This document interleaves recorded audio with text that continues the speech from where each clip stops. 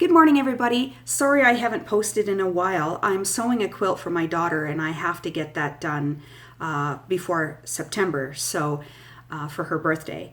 So I have been giving the art journaling just a rest for a few weeks. But today I wanted to do some eco printing. So come along for the journey and we'll learn together.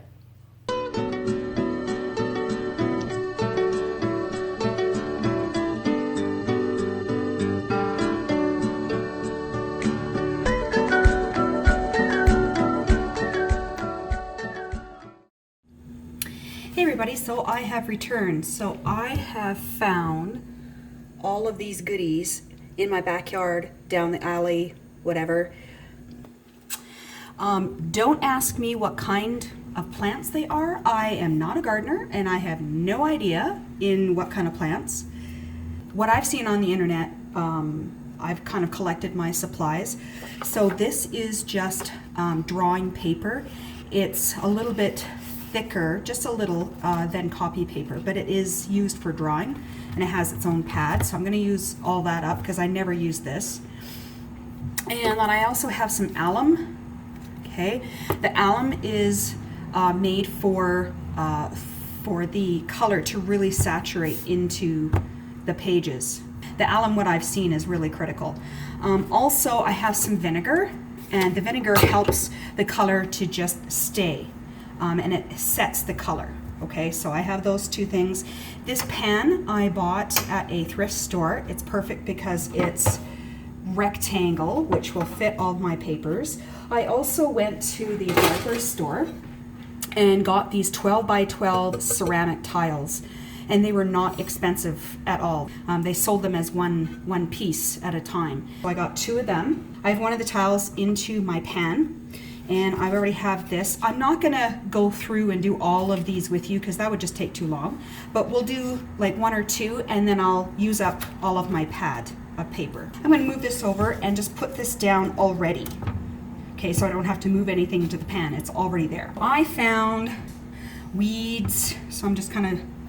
Now some of the people that I've seen on the internet that they kind of wanted, when they design their leaves and plants here, that they kind of try to do like a composition, but I don't care. I'm not after composition right now. I'm just putting down plants and just going to see what happens after. And I really, really hope that something happens. And if it doesn't, then you know what? I will just try to do it again. There's a petal from a flower. Put that down.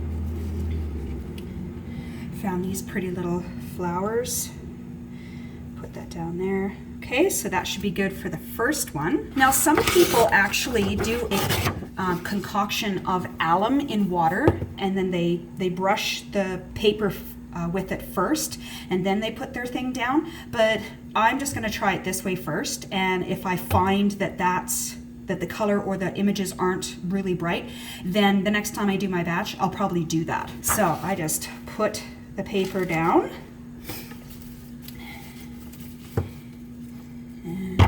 Using, obviously, actually, I'll just pick off some of these flowers. Oh, and I have some, I almost forgot, I have some really basically dried out raspberries and blueberries that's been in my fridge for like, oh, I don't know, 2 years. And I'm like, no, I can use them for dyeing. So I will use those as well. I mean, they're all dried out. They're pretty gross. So just one or two, you know, they're all dried out. So I'll use those as well because I know that color is going to, especially the blueberries, the color is really going to be beautiful on those. So just kind of sprinkling that. Some other people have used onion skins as well, but I haven't, you know, this is my first time, so I just wanted to try the plant thing first, and then next batch I'll do some more experimentation, so it's all good. You want to make sure that some of your plants are hanging off the edge, because it just visually looks better that way, especially when you're using these in your work.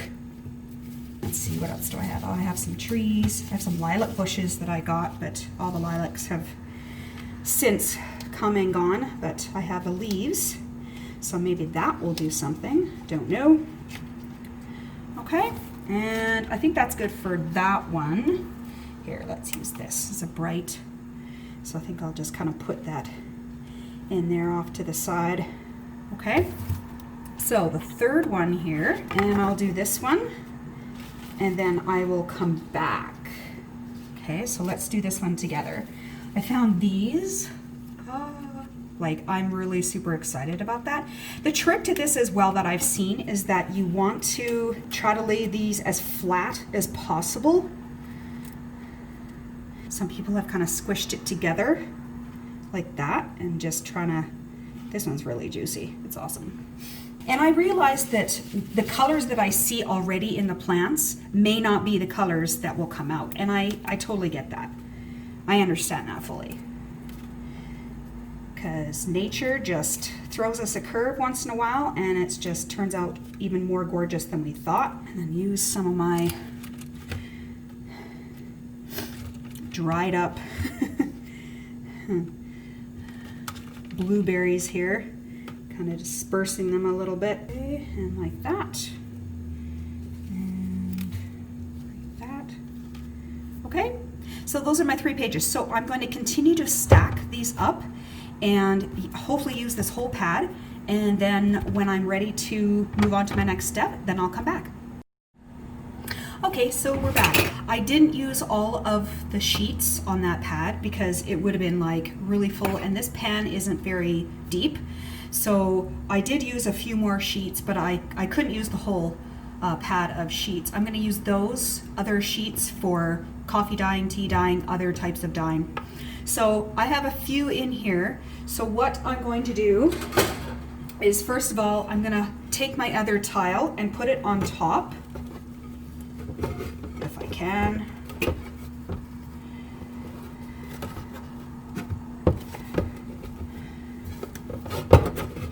There we go. Okay.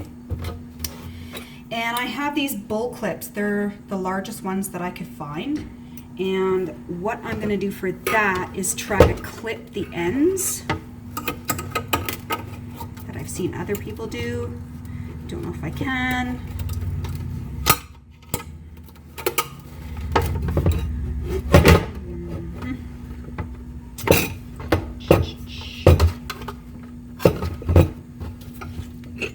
Let's just see how far I can get this. Yeah, these are way too small, but that's okay. Okay, try to put it in there. Okay, so I won't use the bowl clips, but if I was to do this and it was thinner, I would probably use the bowl clips. Also, many people use kind of chicken wire at the bottom so that their things don't burn. But because my papers are between 2 ceramic tiles, I'm not worried about my paper burning. But if I do something else where I don't use these tiles, I also bought a cooling rack with this pan, and if I choose for my next batch, if I choose not to use these tiles, then I'll use that to lay my stack of paper, and I'll definitely use these clips so that my paper doesn't burn on the bottom. Because once all the water and everything's in this has to simmer for like 2 hours. I have that there. What I have also found in the back alley is I really want to make sure that this is down really secure. So I found this big huge cement brick. Okay, and I put that down. The trick to this as well is this needs to be as flat and heavy as possible, so the weight and the flatness, so that your leaves aren't floating around. I'll have a little bit of floaties because I don't have my 2 ends cornered off, but we'll see what happens. Now that I have that, I used up the entire thing of alum. This is 2 cups of hot water that I've put all of the alum. It wasn't very much. It was probably like maybe 3 tablespoons. So the next time I need alum, I might go to our bulk barn where everything is sold in bulk and find alum there, like in larger packages. And so I'm just stirring this just to kind of dilute it a little bit. Okay, and I'm gonna pour it all around.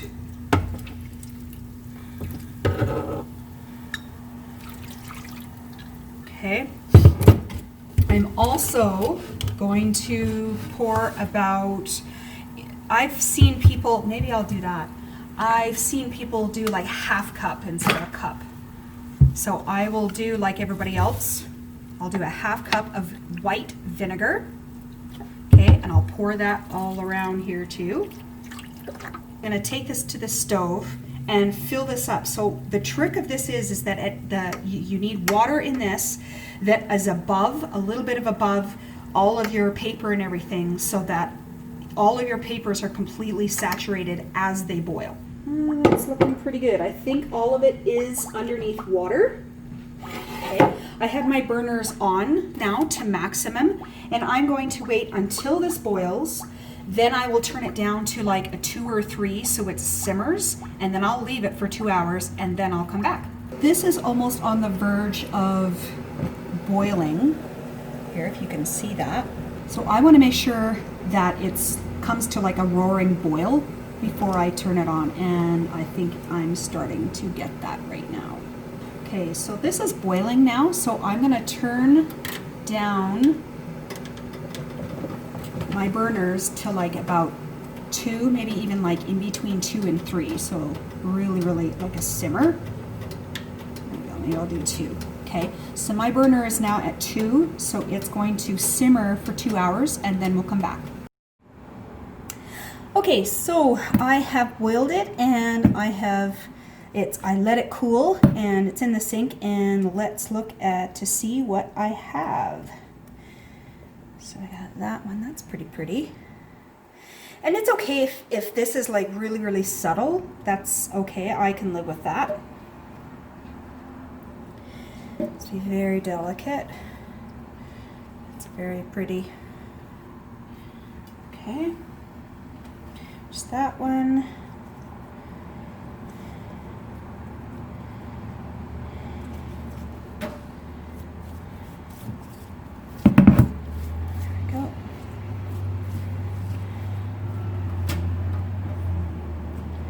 So I've seen a few others that are very prominent, the leaves, but that's okay, like I said.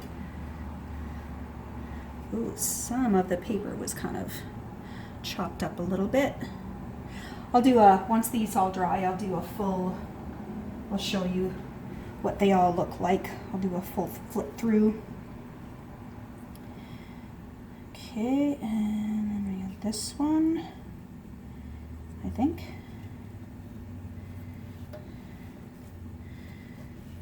This off. I think I'll take the leaves off first before I lift it up, because the paper is quite delicate. I really like the blues in it. It's quite pretty.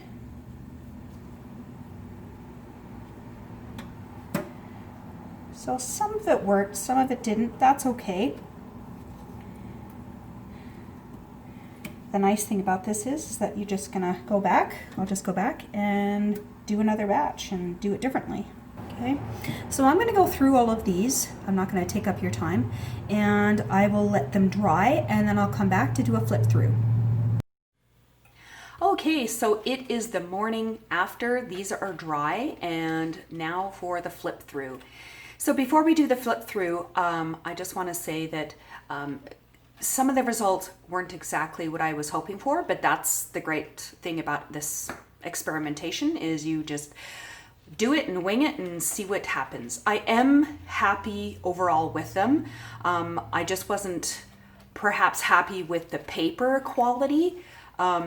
This is drawing paper, it's not printer paper, so and it was a little bit thicker than printer paper, and I was really surprised at how still really vulnerable it was to ripping, and so I really had to be careful. So I can't even imagine if I used copy paper and it would have just come off in pieces. So I probably for my next batch I will use some watercolor paper, but to me watercolor paper just seems so thick, and I want it, I'm sure I can go to Michael's or something and find watercolor paper that's not so thick, but watercolor does kind of hold up under sort of the wet a lot better than just regular drawing paper or copy paper. So that's just sort of, lesson learned, something to keep in mind. Also binding it on all the sides so all sides are flat. I'll do that next time.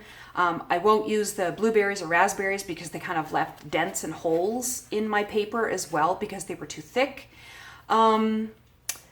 Yeah, so, and I think I'll just find some other foliage and try it again. So this was fun. I'm glad I did this, but you know what? I learned a lot. And the great thing about experimentation is that you learn a lot as you go along, and that's what is so great about it. So flip through, let's do this.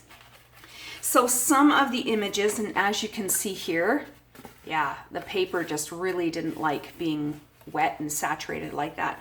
But you know, I'm happy with some of them. Some of them, you know, did turn out, and even the overall, what was left, you know, like in this corner here, just really pretty. So I'm happy with the color. I'm happy with many of the different things that happened. But, you know, like I said, lessons learned. So I really like that. This kind of came out really pretty. This one wasn't too bad. Have a hole in it, of course. But I really like the colors. The colors just are amazing.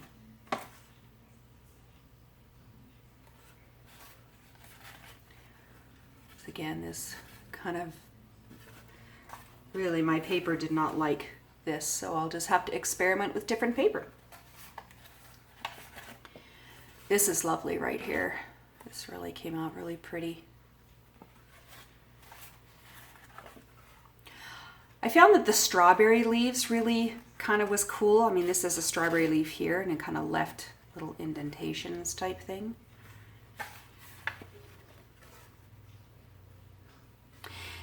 If these pages were all intact, this would make a beautiful, beautiful like nature journal. I was really pleased with this one. I think this is my favorite one. This is the big strawberry leaf as well. Really turned out really beautiful. So you know what? I really don't think that these were failures. I think that they were helping me to learn and grow within what I want to do for this. So, you know, failures is how we move forward and find out different things. And sometimes failures can be great things because wonderful things can come from those. So thank you for joining me, and hopefully I won't take too long for the next one, and have a super wonderful day.